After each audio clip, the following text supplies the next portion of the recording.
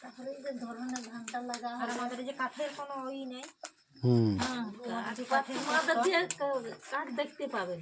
হ্যাঁ আমরা তো ওইদিকে যাই, ওই যে তোমাটা ঘর কোন দিকে জানিনি, আমার দীঘা সাইডে কাঁথিতে।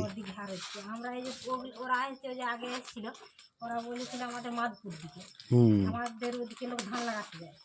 এই যে তখন এরকম অন্ধকারে আসি গো ধান লাগাই, ওইদিকের লোক আমরাকে বলে কি তোমরা আমাকে শাল কাঠ আনিয়ে দিবে না গো, আমরা এরকম ঘুরি করালে আমাদের দরকার।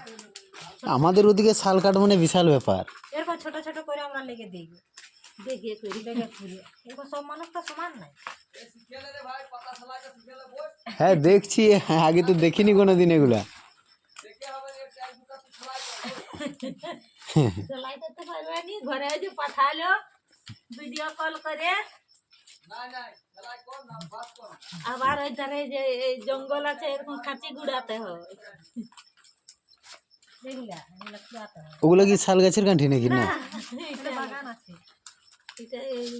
কাঠির বাগান আছে। অনেক ঝামেলা, লাগিয়ে দিয়েছে পাতা পেড়ে এনে কাঠি গুড়িয়ে এনে এগুলো আবার করে শুকিয়ে আবার ব্যস্ত হয়। কত কষ্ট দেখো জঙ্গল ধারে। আমাদের ওদিকে এত কাজ বাজ করবে নি। আমাদের বেটাখানা বাইরে যাবে না, আমাদের দিকে লোক। আমাদের দিকে এখন যে দুবার চাষ হচ্ছে গো, তখন তো দুবারও চাষ হয়নি, একবারই চাষ।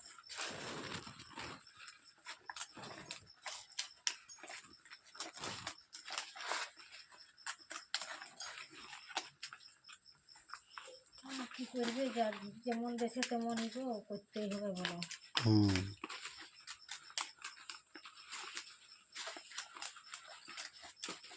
তোমাদের দিয়ে যে ফুল ফুল গাছ বাগান হয়? না, ফুল বাগানটা ওটা বেশি সেই ওই মাতপুর জগপুর সাইডে ওটা হয়। মানে ওই ওদের বাড়িগুলো যেখানে। গেন্দা ফুল। হ্যাঁ হ্যাঁ। 1.5 বিঘা 2 বিঘা আমরা যাই ধান রুইতে লোকগুলো তখন ভালো আমাদেরকে কি করে, আমাদেরকে কি করে